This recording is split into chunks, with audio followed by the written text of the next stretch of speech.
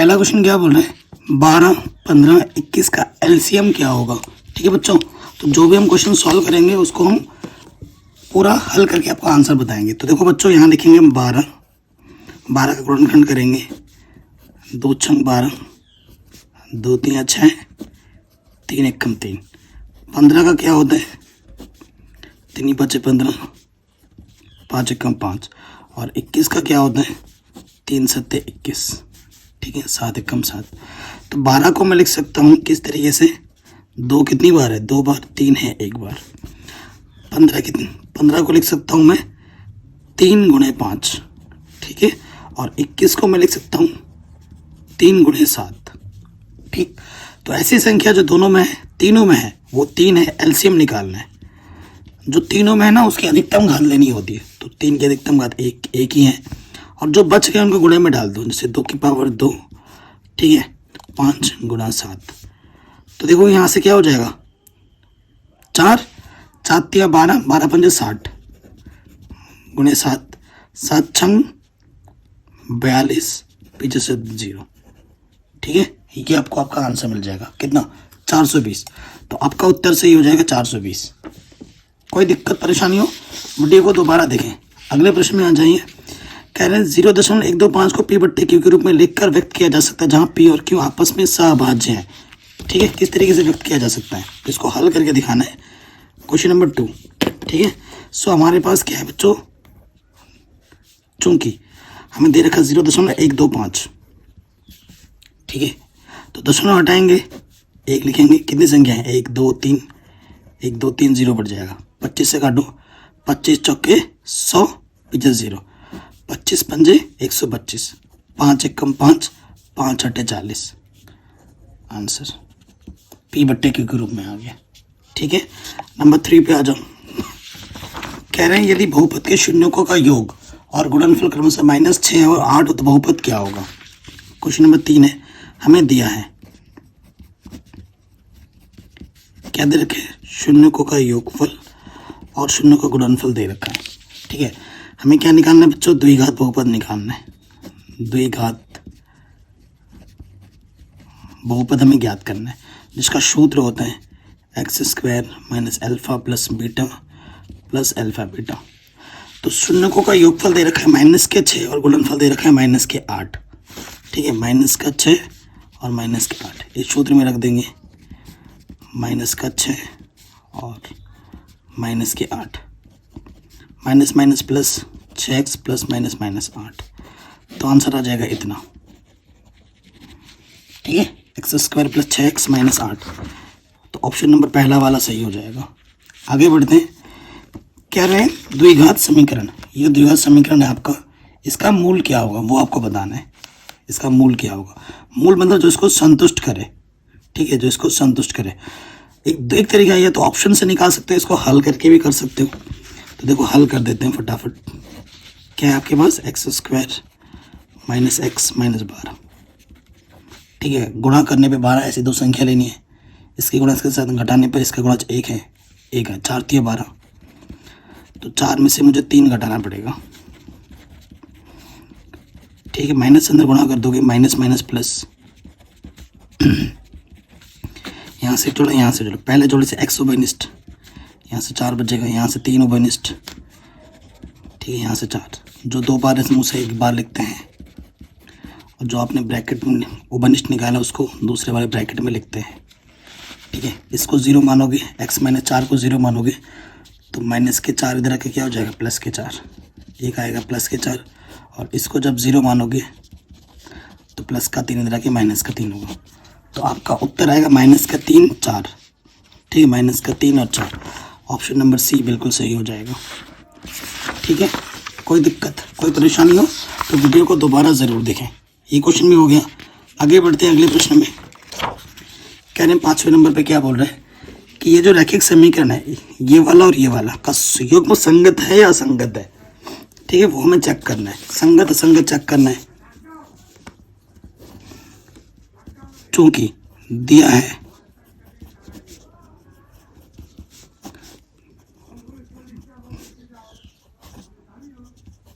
ये चीज दे रखा है,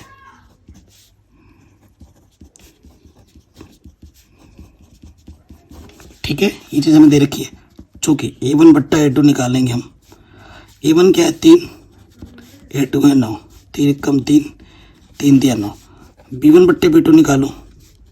B1 है 5, B2 है माइनस के 10, 5 कम 5, 5 दूनी 10, माइनस के 1 बट्टे 2 है।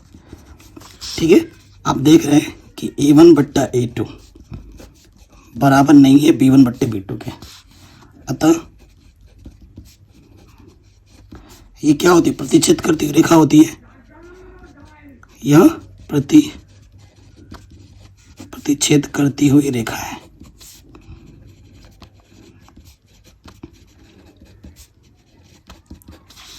अतः यह क्या होगा, संगत होगा।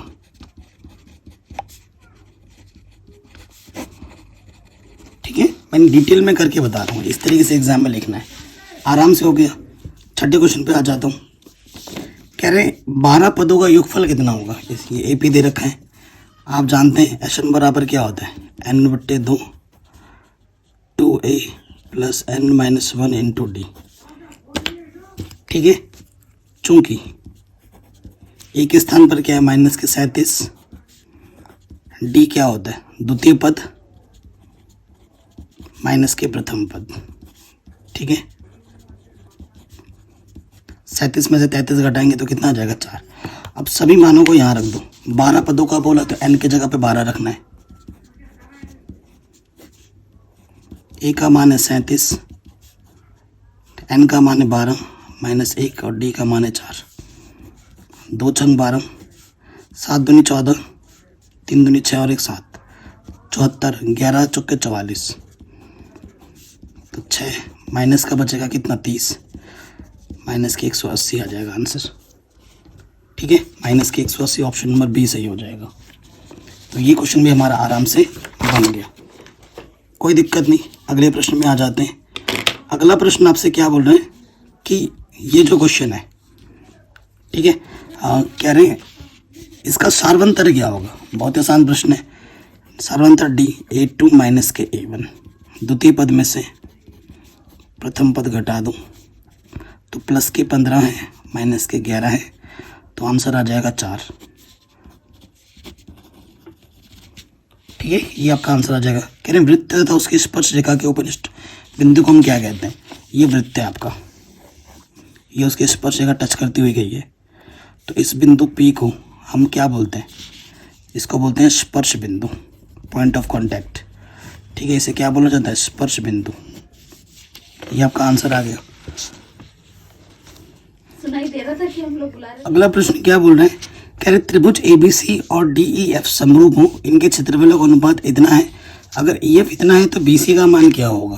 देखो बच्चों, मैं आपको डिटेल में समझाता हूँ। ये त्रिभुज जो है इस त्रिभुज के समरूप है, दे रखा है इसने। ठीक है, और इसमें जब दो त्रिभुज समरूप होता है क्षेत्रफल की बात करते हैं तो प्रमेय 6.6 रखता है। ये आपका ABC है और ये आपका DEF है। ठीक है, सो ABC का जो ये दे रखा है 121 और ये दे रखा है 169 क्षेत्रफल का अनुपात। अनुपात का मतलब बट्टे में त्रिभुज ABC बट्टे त्रिभुज DEF। तो संगत भुजा जो इसकी है EF, ये EF इतना दे रखा है तो BC क्या होगा, तो BC बट्टे EF प्रमेय 6.6 के अनुसार संगत भुजा का अनुपात का वर्ग होता है। ठीक है, ये हमें दे रखा है। अब हम मान रखेंगे, ये दे रखा है कितना 121, ये दे रखा है 169, BC का मान हमें ज्ञात करना और EF का मान हमें दे रखा है कितना 1.3 वर्ग। 11 को लिख सकते 121 को लिख सकता हूँ 11 का वर्ग, 169 को लिख सकता हूँ 13 का वर्ग, दोनों का वर्ग टोटल का वर्ग लगा दिया। BC बट्टे 1.3, वर्ग से वर्ग हटेगा का तुलना हो जाएगी इसकी 11 बट्टे 13 गुणा BC बट्टे 1.3। ठीक है, सो देखो बच्चों आंसर क्या आ जाएगा, ये इधर आ जाएगा 1.3 13 दशमलव हटाएंगे 0 बचा, 13 कम 13 तो 10 है, 1.1 के बाद आंसर आ जाएगा 1.1 आंसर आ जाएगा। ऑप्शन नंबर सी बिल्कुल सही हो जाएगा। कोई दिक्कत कोई परेशानी नहीं होगी। अगले प्रश्न में आ जाऊं। अगला प्रश्न क्या बोल रहे हैं, कह रहे हैं यदि त्रिभुज एबीसी में ए बी 6√3 AC 12 और BC 6 हो तो बी कोण कितना होगा। ऐसे प्रश्न में बिना हल किए आप आंसर बता सकते हो 90 डिग्री होगा। क्योंकि आपको जो क्वेश्चन देगा ना आपके क्लास 10 के सिलेबस में, जो बड़े वाले भुजा का वर्ग है AC का जो वर्ग होगा वो AB का वर्ग प्लस BC के वर्ग के बराबर होगा। ठीक है ना। 12 का वर्ग क्या होता है 144 और AB का वर्ग हो जाएगा 6√3 36 गुणा 3 और BC का वर्ग 36। तो इसको हल करोगे तो अंदर आ जाएगा 3 + 1 36 गुणा 4 यानी कि 144।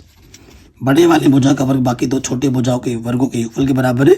तो कोण 90 डिग्री का होता है। पाइथागोरस प्रमेय को संतुष्ट कर रहे हैं तो कोण 90 होगा बिना हल किए। वृत्त की कितनी समांतर स्पर्श रेखाएं हो सकती हैं। ये अगर आपके पास एक वृत्त है, इसकी कितनी समांतर स्पर्श रेखाएं हो सकती हैं 2। ठीक है। इन दोनों बिंदुओं के बीच की दूरी कितनी होगी। 2 बिंदुओं के बीच की दूरी निकालनी है आपको। तो देखो बेटा, ये आपका क्या है x1 है, ये आपका y1 है, ये आपका x2 है, ये आपका y2। सूत्र क्या होता है x1 - x2 का वर्ग। ठीक है। इस बिंदु को अगर a बोले, इस बिंदु को अगर b बोले तो y1 - y2 का वर्ग होता है। तो x1 कितना a, x2 भी है, a माइनस का माइनस माइनस प्लस हो जाएगा, y1 है b, y2 है माइनस के b माइनस माइनस प्लस हो जाएगा।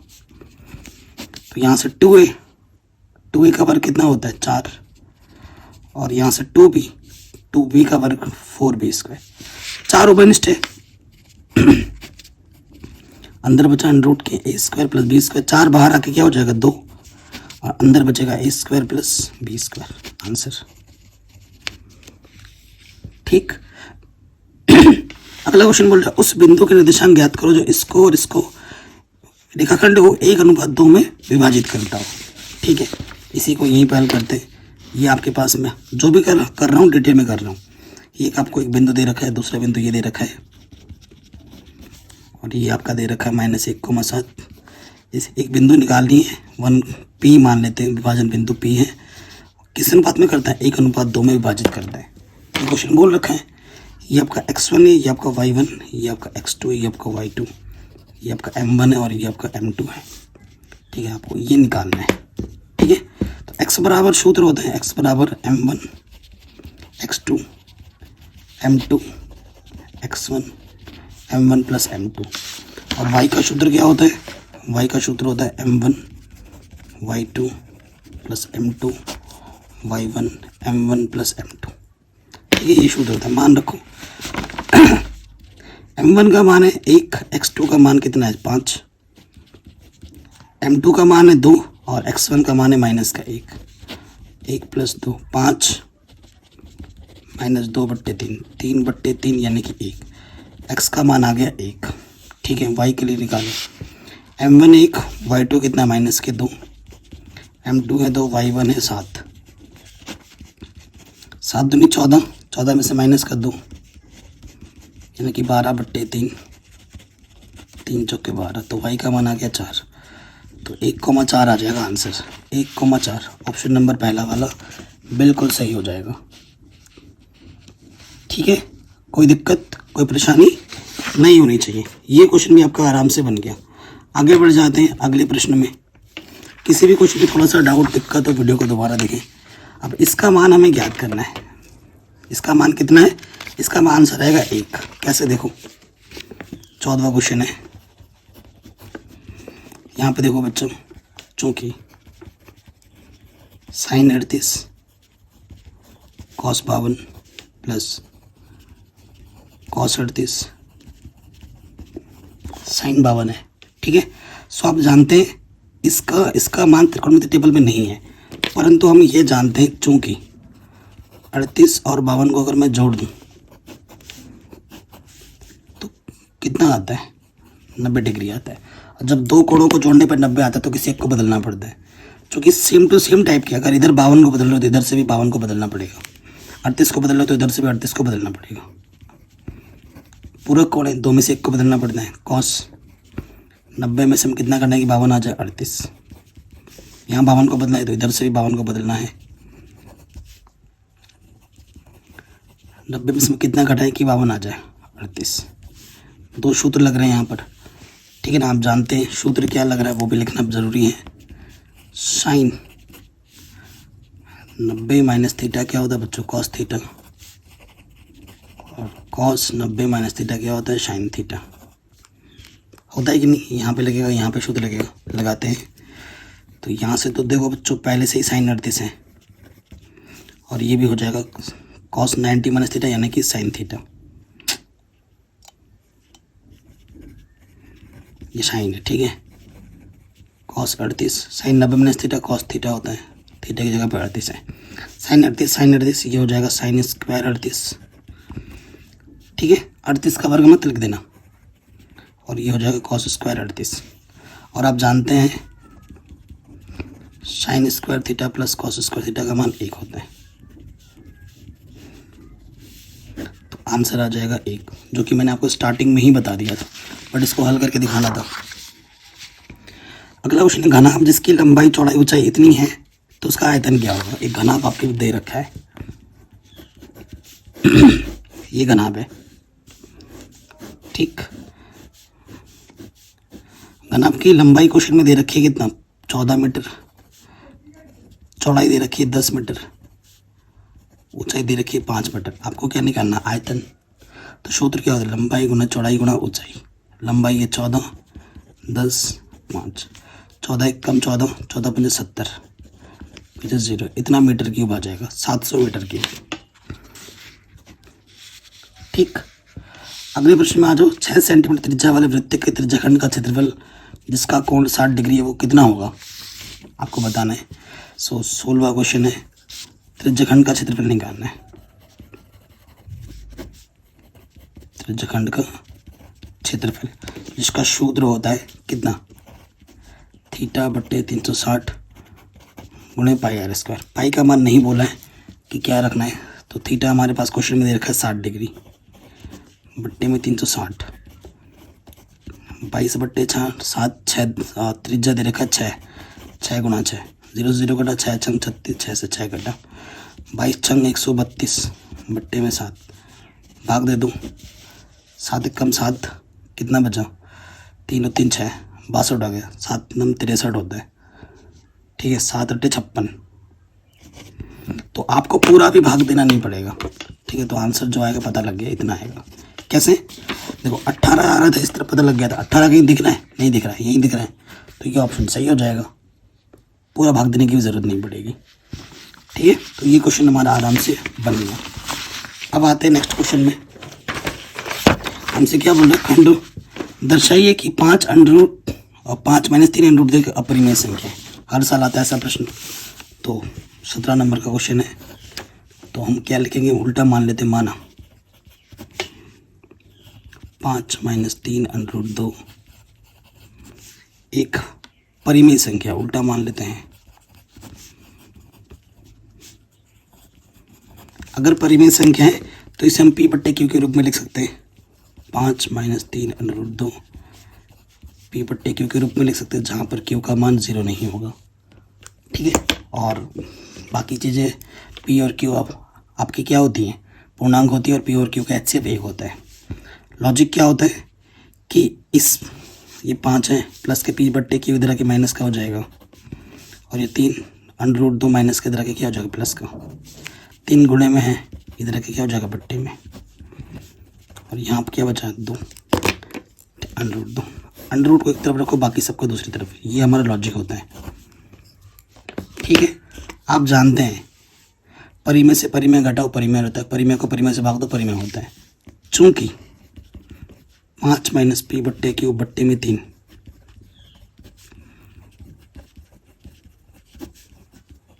एक परिमेय संख्या है तथा अंडर रूट 2 एक अपरिमेय संख्या है,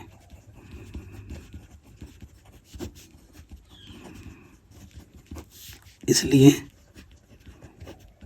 समीकरण 1 से क्या अपरिमेय संख्या परिमेय संख्या के बराबर होती है, कभी नहीं। ये चीज़ कभी बराबर नहीं हो सकती। अतः ये जो हमने माना वो हमारी अवधारणा के क्या है, विपरीत है। तो यहाँ लिख देंगे अतः यह हमारी अवधारणा के विपरीत है।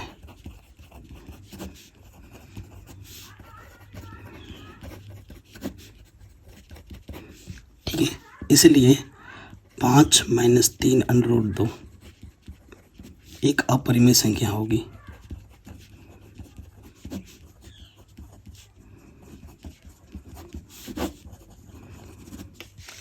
ठीक है, ये आपको आपका आंसर आराम से मिल जाएगा, कोई दिक्कत कोई परेशानी नहीं होनी चाहिए। तो ये क्वेश्चन भी आपका आराम से हो गया। अगले प्रश्न में आ जाते हैं। इस प्रश्न में क्या बोला गया है कि इस बहुपद को इसमें से भाग दीजिए, भागफल और शेषफल आपका क्या होगा वो कमेंट करके आपको बताना है। बहुत ही आसान सा क्वेश्चन है। x+2 को भाग देना है 2x² + 3x + 1 में। तो क्या कहते हैं, इसके प्रथम पद से इसके प्रथम पद से भाग देना होता है। 2x² से भाग देंगे तो एक घात कम हो जाएगी, 2x है, 2x से इस पूरे में गुणा करना होता है, पहला पद वही आ जाता है 2x², 2 दूनी 4x, घटाना होता है, घटाने पर नीचे वाले चिन्ह बदलते हैं, प्लस का माइनस का कटा, 3x में से 4x घटाओगे -x और ये नीचे आ जाएगा। इसका प्रथम पद इसके प्रथम पद से भाग दो, x एक कम -x, गुणा करेंगे पहला पद तो वही आना है, 2 एक कम 2 माइनस के, घटाने पे चिन्ह बदलता है, 2 और 1 3। ठीक है, इसलिए शेषफल क्या है हमारे पास 3 और भागफल क्या है 2x - 1। सब कुछ मैंने ऑलरेडी पढ़ा रखा है, डिस्क्रिप्शन ज़रूर एक बार चेक कर लेना। ठीक है, तो ये क्वेश्चन भी हमारा आराम से बन गया। आगे बढ़ते हैं नेक्स्ट क्वेश्चन में। कह रहे एक आयताकार बाग जिसकी लंबाई चौड़ाई से 4 मीटर अधिक है और उसका अर्धपरिमाप 36 है, बाग की विमाएँ क्या होंगी। ठीक है, क्वेश्चन नंबर 19। एक आयताकार खेत है। ठीक है, ये आयताकार खेत देख रहे हैं आपको, ये इसकी क्या होती है चौड़ाई और ये इसकी क्या होती है लंबाई। ठीक है, तो क्वेश्चन बोल रहा है जो लंबाई है चौड़ाई से 4 मीटर अधिक, चौड़ाई पर निर्भर कर रही है, तो हम लिख देंगे माना चौड़ाई x मीटर है। प्रश्नानुसार लंबाई क्या हो जाएगी, चौड़ाई से 4 मीटर अधिक है। ठीक, ये हो गया। दिया क्या है क्वेश्चन में, दिया है आयत का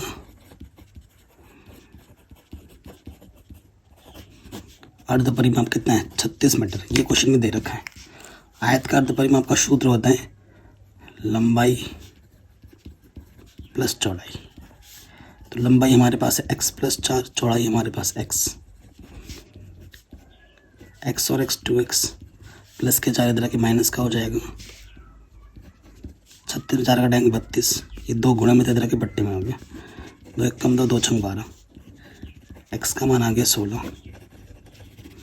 तो जो चौड़ाई होगी वो 16 मीटर होगी और जो लंबाई होगी 16 + 4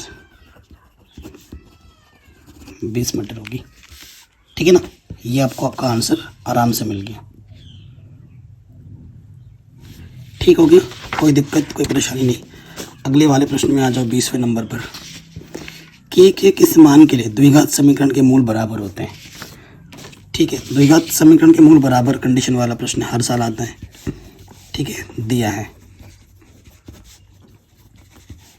क्या दे रखा है आपको, द्विघात समीकरण।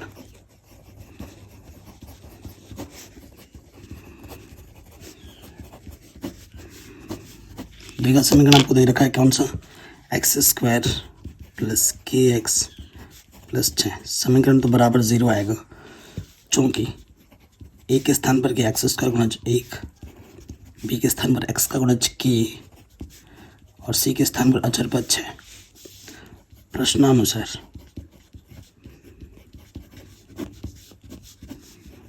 प्रश्नानुसार मूल क्या है बच्चों, समान है। मूल समान होने पर d का मान 0 होता है, यानी कि b² किसके बराबर हो जाता है 4ac के। ठीक, मान रखेंगे यहाँ पर, तो b का मान है k, 4, a का मान 1, c का मान 6, 4 छंग, तो k बराबर आ जाएगा ± 4 × 6, 4 का वर्गमूल 2 या √6 आंसर। ये हमें हमारा के का मान मिल जाएगा। कोई दिक्कत, कोई परेशानी नहीं होगी। अगले प्रश्न में आ जाऊं। कह रहे सिद्ध कीजिए कि किसी वृत्त के व्यास के सिरों पर खींची गई स्पर्श रेखा समानांतर होती है। क्वेश्चन नंबर 21 है। ठीक है, ये व्यास है, ये व्यास है, व्यास के सिरों पर स्पर्श रेखा आप खींचेंगे तो इनको समानांतर दिखाना है। परसों भी इस क्वेश्चन को मैंने किया था मॉडल पेपर में। ये एक्स डैश है, ये वाई डैश है। ठीक है, आप बहुत ही सिंपल सा कोई लॉजिक लगाना है। ठीक है, कि आप जानते हैं कि ये स्पर्श रेखा है और ये त्रिज्या है ये, तो यहाँ पे 90 अंश का कोण बनेगा, यहाँ पे भी 90 अंश का कोण बनेगा। ठीक है ना, ये स्पर्श रेखा है, ये त्रिज्या है, तो यहाँ पे भी 90 अंश का कोण बनेगा और यहाँ पे भी 90 अंश का कोण। ये 90 है, ये 90 है, एकांतर कोण बराबर है। ठीक है, एकांतर कोण जब बराबर होते हैं तो वो तभी संभव है जब ये रेखा और ये रेखा आपस में समानांतर हो। बस यही दिखाना है। इसको P बोल लो, इसको O बोल लो, इसको Q बोल लो। ठीक है ना, तो इस क्वेश्चन को कर ही देते हैं। हाँ, प्रमेय 10.1 से ये वाला जो कोण है XQO, कोण XQO बराबर हो जाएगा y डैश PO के, y डैश PO। क्यों? ये 90 डिग्री के हैं, 90 डिग्री के हैं, और किस आधार पर? प्रमेय 10.1 से। ठीक है ना, उसके बाद YQO बराबर हो जाएगा x डैश PO के, x डैश PO के। ये भी वही नियम है, 90 डिग्री है दोनों के, और किस नियम से? प्रमेय 10.1 से। समीकरण 1 बोल रहे हैं इसको। तो ये जो चीज़ है 90 तो है, साथ ही साथ ये एकांतर कोण है।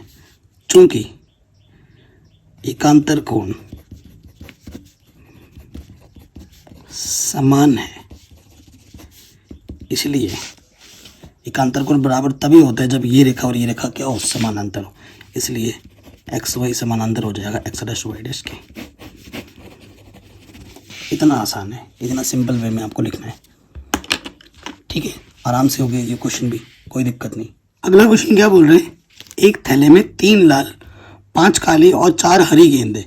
इस थैले में से एक यादृच्छा गेंद निकाली जाती है। इसकी क्या प्रायिकता है कि निकाली गेंद लाल हो या फिर काली हो? ठीक है, ये प्रश्न हमें हल करना है, तो हल करते हैं बच्चों। सो क्वेश्चन नंबर ये हमारा क्या है? 2200 है। देखो बच्चों, हमें क्या दे रखा है? थैला है, तो दिया है करके लिखेंगे। क्या दे रखा है? लाल गेंद। कितनी दे रखी है? 3। काली गेंद कितनी दे रखी है? 5। और हरी गेंद कितनी दे रखी है? वो दे रखी है 4। ठीक है, तो हमारे पास कुल गेंद कितनी हो गई? सबको जोड़ दो, 3 + 5 + 4 12 हो गई। पहला निकालना है लाल गेंद निकालने की प्रायिकता। लाल गेंद निकालने की प्रायिकता।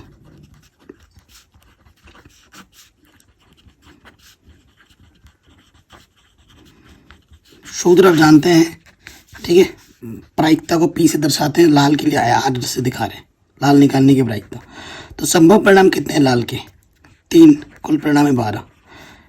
3 × 1 = 3, 3 × 4 = 12, तो आंसर आ जाएगा 1/4। ठीक है, नंबर सेकंड पे आ जाओ।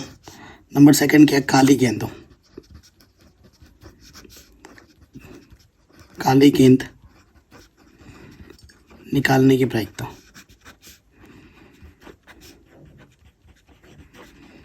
ये हमें ज्ञात करना है। ठीक है, तो उसकी काली गेंद संभव परिणाम कितने हैं? 5। कुल परिणाम है 12, यहीं पे छोड़ देंगे, तो ये हमें हमारा आंसर मिल जाएगा। कहीं पे कोई डाउट या दिक्कत हो वीडियो को एक बार दोबारा देखें। अब खंड 100 पे आ जाओ। ठीक है, खंड 100 में क्या बोल रहे हैं? 2 अंकों की संख्या के अंकों का योग 9 है। इस संख्या का 9 गुना संख्या के अंकों के पलटने से बनी संख्या का 2 गुना है, वह संख्या ज्ञात कीजिए। तो देखो बच्चों, बहुत ही शानदार क्वेश्चन है। चैप्टर नंबर 3 का ये क्वेश्चन है, क्वेश्चन नंबर 23। ठीक है, कहीं पे कोई डाउट दिक्कत परेशानी हो वीडियो को दोबारा जरूर देखें। देखो 2 अंकों की संख्या है, 2 अंकों की संख्या, ये हमारा इकाई का अंक हो गया, ये हमारे दहाई का अंक हो गया। माना इकाई का अंक x है और दहाई का अंक y है, ये मान लेना। माना इकाई का अंक बराबर x तथा दहाई का अंक बराबर y। ठीक है, तो वास्तविक संख्या क्या हो जाएगी? वास्तविक संख्या का वास्तविक रूप क्या हो जाएगा? वो हो जाएगा 10y प्लस x। ठीक है, ये वास्तविक रूप होता है किसी को, मतलब संख्या का प्रसारित रूप। और पलटने पर क्या हो जाएगी?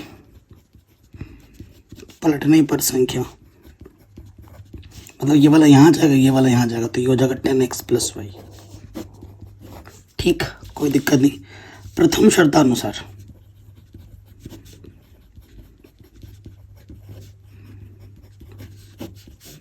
प्रथम शर्त में क्या बोला गया बच्चों कि संख्याओं के अंकों का योग यानी इकाई और दहाई को जोड़ दें।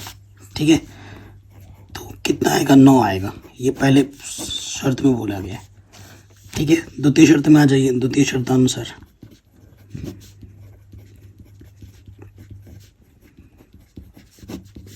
द्वितीय शर्त में क्या बोला गया है कि संख्या के अंकों को पलटने से बनी संख्या का 2 गुना संख्या के इस संख्या का 9 गुना, जो संख्या है ना उसका 9 गुना, इस संख्या का 9 गुना मतलब जो वास्तविक संख्या है 10y प्लस x, इसका 9 गुना संख्या को पलटने से, संख्या को जब हम पलट रहे थे उस संख्या के कितने बराबर है? 2 गुने के बराबर है।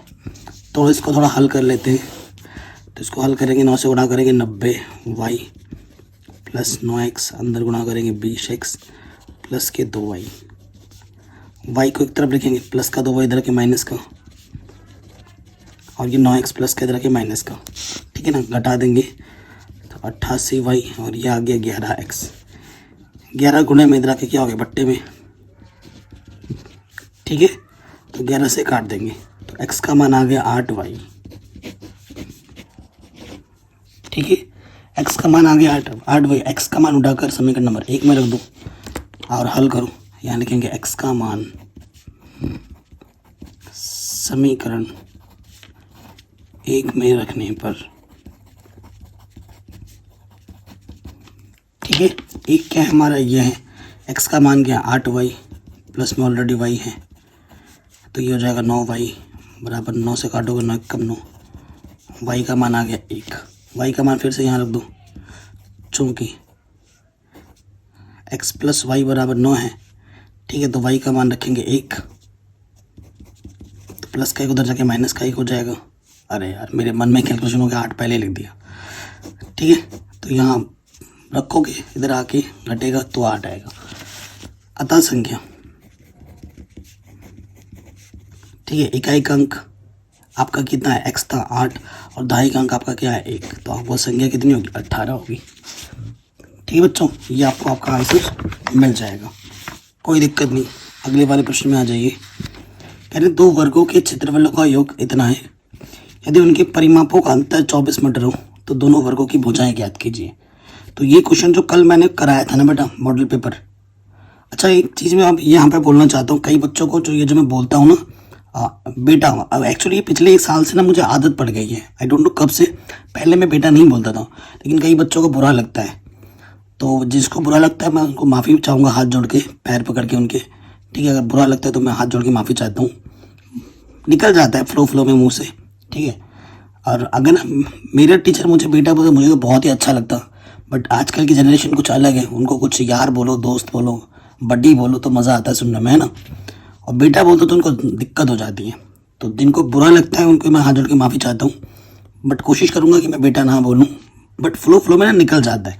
ये क्वेश्चन मैंने ऑलरेडी करा रखा है, ठीक है, जाके देख सकते हैं, पिछले वाले वीडियो में कल ही कराया था। ठीक है, कल वाला जो मॉडल पेपर सॉल्व किया था उसमें ये क्वेश्चन करा रखा था। अब आते हैं आगे वाले में।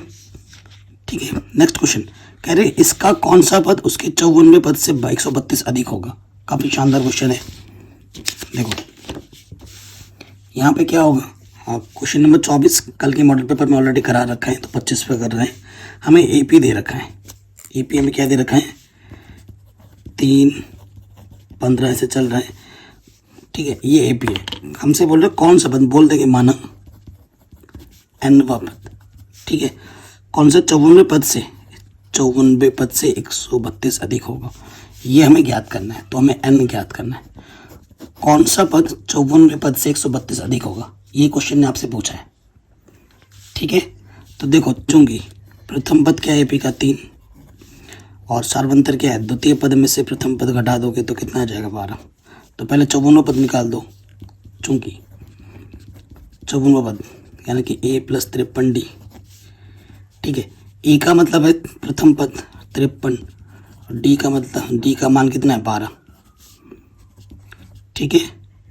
12 × 3 = 36, हासिल लगा 3, 12 × 5 = 60 और 3 × 63, तो जोड़ देंगे 639 हो जाएगा। इसलिए nवा पद क्या हो जाएगा, a 54 + 132 है, तो इसमें जोड़ देंगे 54वां पद है 639 132, ठीक है ना। जोड़ देंगे तो 9 और 2 11, हासिल लगा 1, 3 और 3 6 और 1 7, ठीक है, 6 और 1 7 771, ठीक है। हम जानते हैं चूंकि nवा पद n बराबर क्या होता है, a + n - 1 × d होता है, ठीक है ना फॉर्मूला। तो n का मान रख देंगे 771, a का मान है 3, n का n - 1 d कितना है 12 है, तो प्लस का 3 इधर के घटाओगे तो क्या 768 बचेगा, और ये 12 इधर घोड़े में है, इधर आके भट्टे में आ जाएगा, n - 1 बचेगा, 12 × 5 = 60, 12 × 6 = 72, 4 बचा, 12 × 4 = 48, माइनस का इधर क्या हो जाएगा प्लस का 1, तो n का मान आ जाएगा 65। तो 65वां पद जो होगा वो 54वें पद से 132 अधिक होगा, ये हमें हमारा आंसर मिल जाएगा, कोई दिक्कत नहीं। तो ये क्वेश्चन भी हमारा आराम से बन गया। आगे बढ़ते हैं नेक्स्ट क्वेश्चन में। क्या बोल रहे हैं, यदि दो समरूप त्रिभुजों के क्षेत्रफल बराबर हो तो सिद्ध कीजिए कि वे सर्वांगसम होते हैं। बहुत ही शानदार क्वेश्चन है। देखो हमें क्या बोला है, दिया क्या है, हमें दे रखा है दो समरूप त्रिभुज, ये एक त्रिभुज है और ये एक त्रिभुज है, ठीक है। दो समरूप पहले ही बोल दिया। मान लेते हैं ये त्रिभुज ABC है जो समरूप त्रिभुज PQR के। दो समरूप त्रिभुजों के क्षेत्रफल बराबर है, पहले ही दे रखा है। दिया क्या है कि एरिया ABC का जो क्षेत्रफल है एरिया PQR के बराबर है, समरूप भी बोल दिया है इसलिए। ये भी दे रखा है और ये भी दे रखा है, ठीक है। तो हमें सिद्ध क्या करना है कि वो सर्वांगसम हो, हमें सिद्ध करना है सर्वांगसम का मतलब क्या होगा कि ये चीज़ इसके बराबर है, यानी कि AB किसके बराबर है, PQ के, और दूसरा चीज़ हम दिखाना है BC किसके बराबर है, QR के, और AC दिखाना है किसके बराबर, PR के। अगर ये दिखाना है, ये हमें सिद्ध करना है, ठीक है। बहुत आसान प्रश्न है। चूंकि त्रिभुज ABC समरूप त्रिभुज PQR के प्रश्न में दे रखा है, अतः प्रमेय 6.6 से, प्रमेय 6.6 से, प्रमेय 6.6 क्या कहती है, अगर दो त्रिभुज समरूप होती है तो उनके क्षेत्रफलों का अनुपात एरिया ABC बट्टे एरिया PQR, उनकी संगत भुजा है, इसकी संगत भुजा AB है, इसकी संगत भुजा PQ है, संगत भुजा के अनुपात के वर्ग होता है, ये हम लिख देंगे, ठीक है। ओके, प्रश्न में ये दे रखा है कि ABC और PQR का जो एरिया वो बराबर है, चूँकि एरिया ABC बराबर है एरिया PQR, ये मान यहाँ रख देंगे। इसकी जगह पे भी मैंने एरिया PQR की जगह पे ना PQR की जगह ABC रखना चाहिए था, ठीक है। बराबर क्या है, एरिया ABC, ठीक है, ये मैंने रख दी। तो इससे ये कटा एक आ जाएगा, तो AB बट्टे PQ स्क्वायर। देखो बच्चों तुलना कर दो, एक को मैं एक का वर्ग लिख सकता हूँ, AB बट्टे PQ स्क्वायर, तो ए से हट जाएगा 1 बराबर AB बट्टे PQ, खातों की तुलना कर देंगे ना, तो यहाँ PQ आ जाएगा, इसके बट्टे में एक ले लो, AB एक कम AB पी क्यू एकम पी क्यू, ठीक है, हो गया। यही चाहिए था ना, ए बी बराबर पी क्यू। इसी प्रकार बाकी दो को प्रूफ नहीं करना है, इसी प्रकार लिख देना है। इसी प्रकार क्या हो जाएगा, बी सी किसके बराबर हो जाएगा, क्यू आर के, और ए सी किसके बराबर हो जाएगा, पी आर के। अतः त्रिभुज ए बी सी सर्वांश में त्रिभुज पी क्यू आर के, यही आपको प्रूफ करना था, ठीक है। कहीं पे भी कोई डाउट हो, दिक्कत हो, एक बार दोबारा ज़रूर देखें इस प्रश्न को। अब आगे बढ़ते हैं, नेक्स्ट क्वेश्चन में आ जाते हैं। ये क्वेश्चन भी कल कराया था मॉडल पेपर में, ठीक है। आगे बढ़ते हैं, कह रहे हैं शीर्ष इतने इतने इतने वाले त्रिभुज की भुजाओं के मध्य बिंदुओं से बने त्रिभुज का क्षेत्रफल ज्ञात कीजिए। इस क्षेत्रफल का दिए हुए त्रिभुज के क्षेत्रफल के साथ अनुपात ज्ञात कीजिए, ठीक है। तो ये जो प्रश्न है, प्रश्नावली 7.3 का प्रश्न है, ठीक है, एनसीईआरटी, जिसको हमने ऑलरेडी करा रखा है, जिसके लिंक्स भी मैंने डाल रखे हैं डिस्क्रिप्शन पे, आप जाके देख सकते हैं। एनसीईआरटी का प्रश्न है, ठीक है, जाके देख लेना, बहुत ही आसान है, करा रखा है वहाँ पर मैंने। 28वें प्रश्न पे आ जाओ। कह रहे tan a अगर cot b के बराबर तो ये सिद्ध करो, दिया है।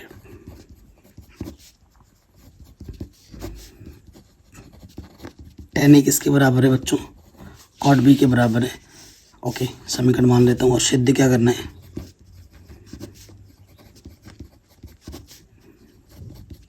क्या सिद्ध करना है हमें कि a प्लस बी बराबर 90 डिग्री, ये हमें सिद्ध करना है, ठीक है। चूंकि tan a बराबर है cot b, है कि नहीं। अब जब बराबर होता है ना, दोनों तरफ सेम करना होता है, tan करो या फिर cot करो, जो भी त्रिकोणोमेट्रिक मान दिया होगा वो बराबर करना होता है। अब tan को आप लिख सकते हो cot 90 माइनस थीटा क्या होता है, tan थीटा। तो इसको तोड़ के लिख सकते हैं इस तरीके से, cot 90 माइनस थीटा की जगह पर क्या है, a। कॉट से कॉट हट जाएगा, 90 माइनस ए बरा ये बी आ जाएगा, माइनस का इधर आके प्लस का ए हो जाएगा, और प्लस का भी पहले से ही है। यही आपको सिद्ध करना था, ठीक है, यही आपको सिद्ध करना था। आराम से हो गया, कोई दिक्कत कोई परेशानी नहीं होगी। अगले क्वेश्चन पे आ जाते हैं। किसी कार के प्रत्येक पहिया का व्यास इतना सेंटीमीटर है, ठीक है, इस चाल से चल रहा है, प्रत्येक पहिया कितने चक्कर लगाता है, ये आपसे पूछ रहा है। तो ये 12.1 प्रश्नावली एनसीईआरटी क्वेश्चन नंबर 4 है, ठीक है। ऑलरेडी पढ़ा रखा है, लिंक्स मिल जाएगा डिस्क्रिप्शन पे, ठीक है। पहले वीडियो आप देख लीजिए, उसके बाद एंड में जाके डिस्क्रिप्शन चेक करना, पूरी सब कुछ मैंने पढ़ा रखा है, ठीक है, पूरा सब कुछ पढ़ा रखा है, चैनल पर जाके आप देख सकते हैं, सीख सकते हैं। अगले क्वेश्चन पे आ जाते हैं। कह रहे हैं 20 बल्बों के एक समूह में से 4 बल्ब खराब है, इस समूह में से एक बल्ब यादृच्छा निकाला जाए, इसकी क्या प्रायिकता है कि यह बल्ब खराब है या बल्ब खराब नहीं है, ठीक है। बहुत ही आसान सा प्रश्न है, देखिए कैसे होगा। 20 बल्ब है, ठीक है ना। क्वेश्चन नंबर 30 आपसे क्या बोल रहे हैं, दिया गया है, क्या दिया है, 4 बल्ब खराब है, ठीक है ना। कुल बल्ब कितने हैं, कुल बल्ब हैं आपके 20, खराब बल्ब कितने हैं, 4। तो अच्छे बल्ब कितने होंगे, 16। कैसे निकालोगे, टोटल में से खराब बल्ब घटा देंगे तो 16 आ गया। यह बल्ब खराब है, खराब बल्ब की प्रायिकता निकालनी है। खराब बल्ब की प्रायिकता, संभव परिणाम खराब कितने, 4, कुल परिणाम 20, 4 कम 4, 4 पंजे 20, ठीक है। आंसर नंबर 2 खराब नहीं है, खराब ना होने की प्रायिकता, खराब नहीं यानी कि अच्छे हैं। अच्छे बल्ब कितने हैं, 16, संभव परिणाम 16, कुल परिणाम 20, 4 चौको 16, 4 पंजे 20, ठीक है। तो ये क्वेश्चन आपका आराम से बन गया। अब आते हैं अगले प्रश्न में। कह रहे भूमि के एक बिंदु से 20 मीटर ऊंचे भवन के शिखर पर लगे एक संचार मीनार की तल और शिखर के ऊंचाई क्रमशः 45 और 60 है, मीनार की ऊंचाई ज्ञात कीजिए, ठीक है। हल करते हैं। बहुत ही शानदार क्वेश्चन है। क्वेश्चन नंबर 21 बड़े नंबर में आता है ये सब प्रश्न।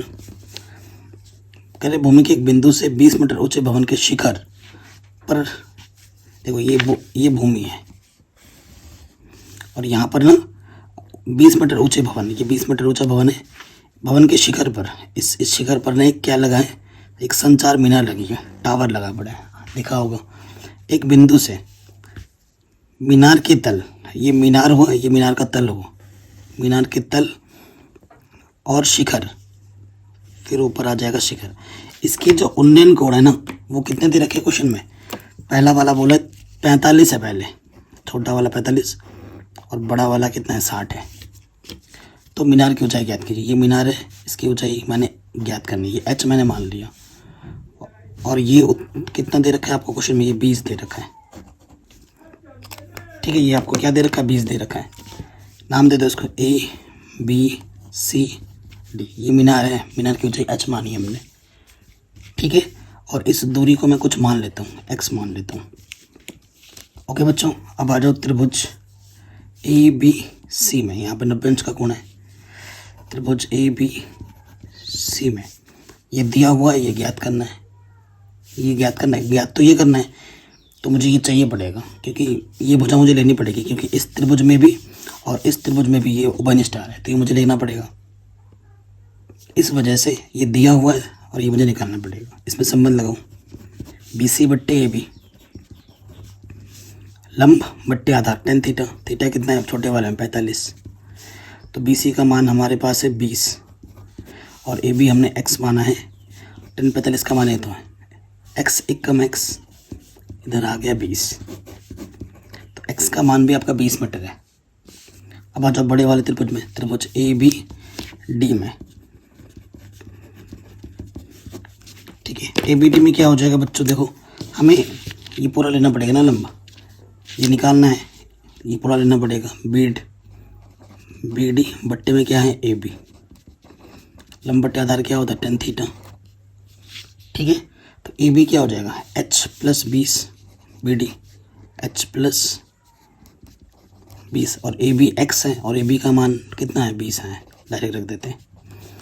tan थीटा, थीटा कितने बड़े वाले में 60 डिग्री, तो h बट्टे 20, tan 60 का मान होता है √3, तिरछे गुणा करोगे तो 20 √3, इधर है h प्लस 20, प्लस का 20 इधर आके क्या हो जाएगा माइनस का 20। 20 उभयनिष्ठ ले लो। ठीक है, तो ये आपका आ जाएगा आंसर। ओके बच्चों, कहीं पे कोई डाउट, कोई दिक्कत, कोई परेशानी नहीं होनी चाहिए, है तो वीडियो को दबा दे। तो यानी कि जो मीनार की ऊंचाई है, संचार मीनार, उसकी जो इतनी होगी ऊंचाई, ये हमें हमारा आंसर मिल जाएगा। या तो वो करना था या फिर ये वाला करना था, इसको प्रूफ करो। ये भी NCERT का क्वेश्चन है, NCERT एक्सरसाइज 8.4 क्वेश्चन नंबर 5 का 8वां पार्ट। मुझे तो रट गए हैं, सब कुछ पढ़ा रखा है, लिंक्स मिल जाएगी डिस्क्रिप्शन पे। ठीक है, ये क्वेश्चन नंबर 8वां है, ये एक्सरसाइज 8.4 क्वेश्चन नंबर 5वां का 8वां पार्ट। ठीक है, लाखों बच्चों ने, लाखों का मतलब समझ रहे हैं, 25 से 30 लाख बच्चों ने इस वीडियो को देख रखा है, जाके आप देख सकते हैं। ठीक है, नेक्स्ट क्वेश्चन पे आ जाते हैं। ये जो क्वेश्चन है कराने के लिए जो चाहिए वो मेरे पास साधन नहीं है, बट ये मैं बता देता हूँ, ये NCERT का प्रश्न है जिसको मैंने ऑलरेडी करा रखा है। ये क्वेश्चन है 11.2 क्वेश्चन नंबर 4 NCERT 11.2 प्रश्नावली क्वेश्चन नंबर 4 है, जाके देख सकते हैं। ये भी मैंने ऑलरेडी पढ़ा रखा है, तो ये क्वेश्चन भी हो गया। अब आते हैं अगले प्रश्न में। जो मैं नहीं करा रहा हूँ वो मैंने पहले से ही करा रखा है, ये ध्यान रखना बच्चों। ठीक है, ये क्वेश्चन बहुत ही इंपॉर्टेंट है और ये भी NCERT का ही प्रश्न है। ठीक है, ये भी NCERT का ही प्रश्न है। बट देखो, ये कह रहे हैं निम्नलिखित बंटन एक मोहल्ले के बच्चों के दैनिक को दर्शाते हैं।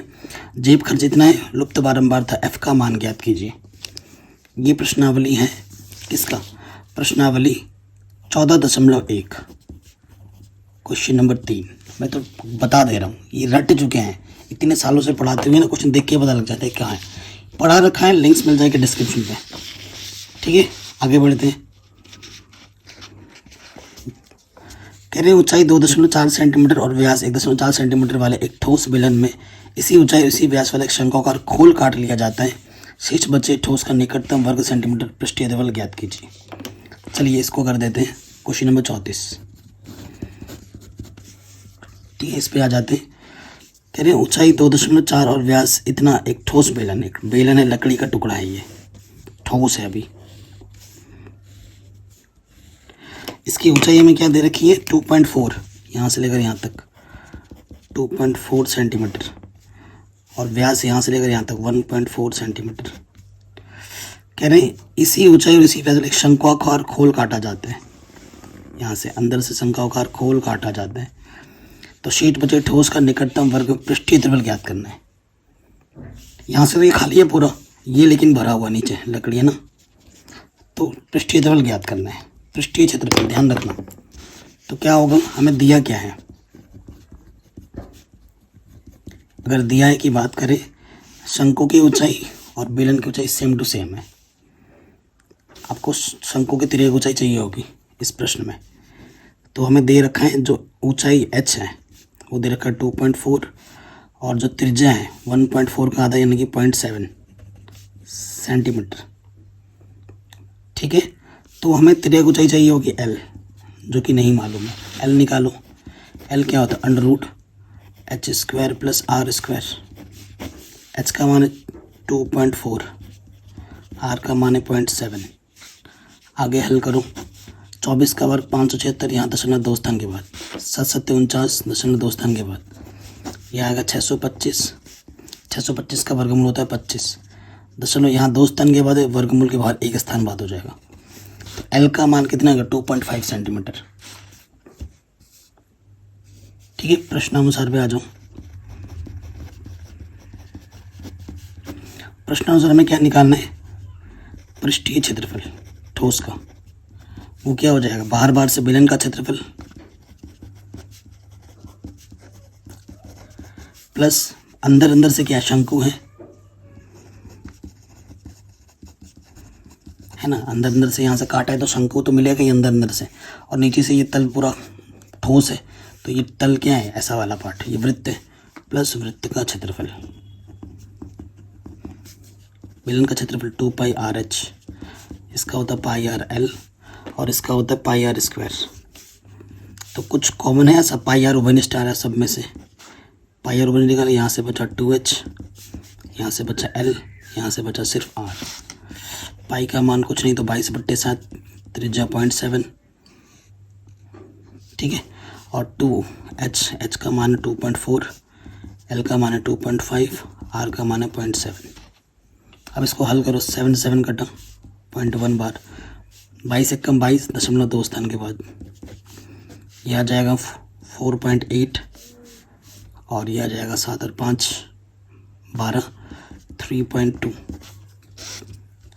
ठीक है, तो 2.2 गुणा 5 और 3 8, 8 दूनी 16, 8 दूनी 16 और 1 17, 0.1 स्थान के बाद 17.6 सेंटीमीटर स्क्वायर आपको आपका आंसर मिल जाएगा। ठीक है, कोई दिक्कत कोई परेशानी नहीं होगी। तो ये क्वेश्चन भी आपका आराम से बन गया। अच्छा, ये करना था आपको नेक्स्ट वाले क्वेश्चन पे। ठीक है बेटा, जो मैंने बोला है जो नहीं करा रहा है वो मैंने ऑलरेडी करा रखा है, लिंक्स मैंने प्लेलिस्ट के डिस्क्रिप्शन में डाल दूंगा, जाके देख लेना, सीख लेना।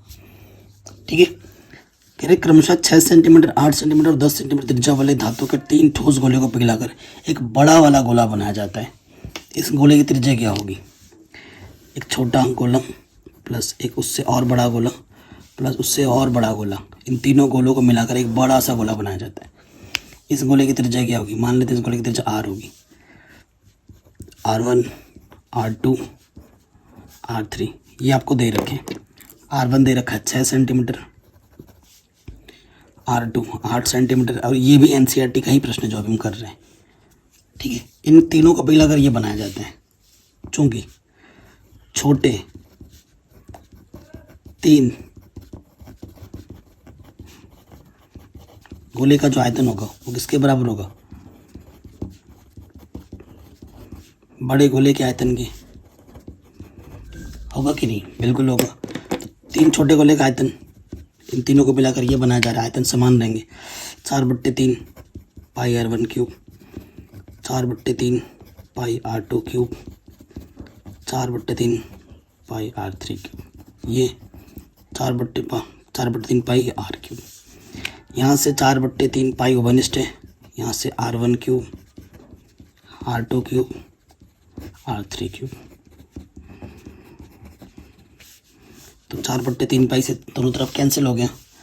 r1 का मान 6, 6 की घात 3, 8 की घात 3, 10 की घात 3। 6 का वर्ग 36, 36 का गुणा करेंगे तो 216 होगा। 8 8 64, 64 गुणा 8, और ये आ गया 1000। ठीक है। सो 8 चौके, देखो 8 4 8 32, हासिल लगा 2, हासिल लगा 3, 8 छंग 48, 48 और 3 51। जोड़ो तो ये आपका आ गया 512, 2 और 6 8, 1 और 1 2,